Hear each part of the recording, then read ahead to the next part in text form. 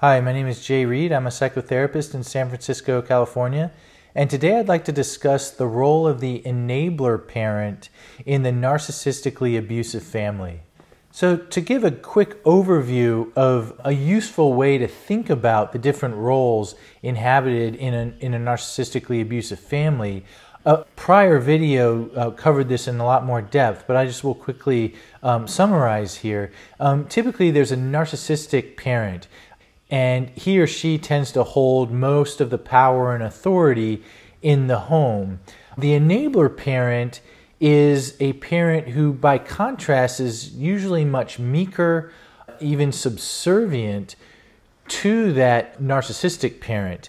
And the enabler parent, in essence, endorses the authority, the decision, the judgment, the perceptions of the narcissistic parent, whether explicitly or implicitly. The MO for the enabler parent is that he or she wants things to be harmonious, whatever that entails. And the way they define harmony is, in essence, whatever the most powerful and authoritative person in the family, i.e. the narcissist, says will make him or her happy. So, you can imagine how this role of the enabler parent would play into the dynamics of the abuse of this child selected as the scapegoat for the narcissist and even the broader family. For that child, whose qualities, for one reason or another, likely threatened the sort of artificial superiority insisted upon by the narcissistic parent, he or she then has to endure the targeted and systematic abuse from the narcissistic parent. But also, as that child maybe looks around to say, hey, is this okay that I'm being derided, yelled, screamed at, capriciously punished for no seeming reason, and worse. As that's happening, they look around to see, is anyone else taking exception to this? When they look to the enabler parent, the answer is typically no, at least not in any real definitive way. The enabler parent does not step in and say, hey, do not treat my child this way. And it's likely, too, that the narcissistic parent may abuse the enabler parent as well. And typically, the enabler parent does not directly confront or protect him or herself from the narcissistic parent. So as you can imagine, if someone's not willing to stand up for themselves, they, by extension, recuse themselves from standing up for the scapegoated child. Unfortunately, not in every case, and in those cases where this doesn't happen, the other parent would not win the label enabler parent, because there are actually plenty of parents who maybe wouldn't stand up for themselves, but sure as heck would for their children. But for those parents who sort of deserve the role enabler parent to the narcissistic parent, that is not what happens. And the child is left to suffer, which is particularly important here. So it is, of course, really bad that the narcissistic parent, abuses the scapegoated child as they do. It's also, it's hard to say, I don't know if it's equally bad or worse or what, but the passivity and refusal to intervene by the enabler parent makes matters exceedingly worse. There's a quote by this British philosopher Edmund Burke who said, "The only thing necessary for the triumph of evil is for good men to do nothing." That was back in the 1700s, so he didn't say men or women, but certainly that applies. And that, in essence, is the harm done by the enabler parent in the narcissistic family, the harm done particularly to the scapegoated child. That child looks and sees that in the enabler parent's inaction, there is no protection by another adult for the way the narcissistic parent is treating him or her. So who is the enabler? Typically, they are a lot less overtly abusive of the children. If anything, they may get sort of sucked up into the sort of vacuum of the abuse as the narcissistic parent is going on a tirade, but they usually don't go out of their way to pick on the child. Instead, they often are sort of removed from the household. They may bury themselves in work, may drink a lot or use substances to sort of deaden or dull their sort of senses in the participation of the family. Often sort of have sort of secretive other parts to their lives, including extramarital affairs, or they may drown themselves in household tasks and sort of have a list, and sort of all they do around the house is check off things on the list rather than participating in the relationships that are there in the family. The enabler parent is in essence someone who just sort of goes with the flow in the moment. As mentioned earlier, their goal is harmony, and they see the sort of, I guess, safest way to achieve that harmony is to hook their wagon to the most authoritative, powerful, maybe one with the most status in the family. And that's going to be the narcissistic parent. You know, I think that sort of way of thinking isn't uncommon, particularly when we all think of middle school or, you know, particularly early and mid-adolescence, where, you know, there's typically the cool kids.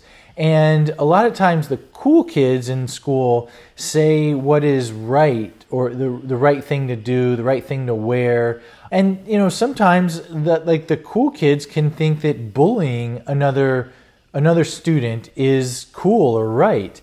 And then it's sort of like if other students want to be a part of this cool group, then they have to endorse the bullying of this other student.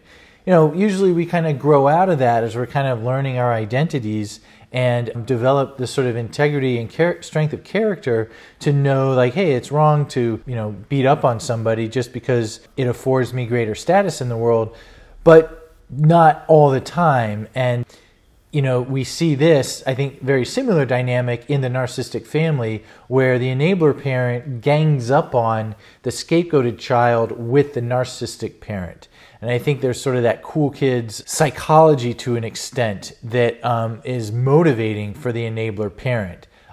Certainly not in all that is motivating, but I think is a useful analogy or metaphor to kind of get how they behave in certain situations like this. Often the enabler parent's own family they grew up in had an ethos of, like, children should be seen but not heard. They sort of learn to be invisible in the family, but also are often deathly afraid of rejection and or abandonment. And it maybe is often something they've really suffered in their own attachment histories, so that everything gets organized around preventing that outcome again, sort of at all costs. And I think what can result is they may feel internally as they don't even deserve sort of the ground they stand on. Because that would make great sense why they might find themselves attracted to somebody who believes, again, artificially, that they deserve like a huge tract of land to occupy and stand on. I mean, the narcissist. That by kind of, again, hooking their wagon to someone who sort of walks tall and broadly in the world, fragile as that is, there may be a sense of security they get to experience which they can't get in themselves. And for this enabler parent, and coming from this type of background, it's of course likely going to be very difficult for them to experience anger in their own right. But I would submit, this is more anecdotal, but it may be, I think at least, that by pairing up with a narcissistic person, particularly a narcissist who's prone to rage when their sense of entitlement isn't complied with, I sort of wonder if the enabler parent gets an experience of sort of getting to feel angry kind of by osmosis, or by being in the company and paired with the person who's angry, kind of joining in on it, but knowing they don't have it within themselves because it just feels too dangerous to feel angry in their own right. So that's sort of who the enabler parent is. And now I'd like to talk about how the scapegoated child develops the belief that he or she doesn't deserve protection as a result of the enabler parent's lack of intervention. So for the scapegoated child who's sort of getting the brunt of the narcissistic parent's relocated sense of worthlessness onto this child, and they look to the enabler parent and they're sort of met with like a blank face or dead eyes or whatever, some message saying, hey, I'm with the narcissist, I'm not with you. I don't have your back. It can be very adaptive for a child in that sort of completely unprotected scenario to conclude that he or she doesn't deserve to be protected. And it's adaptive because it affords the child a way to go on being in the family.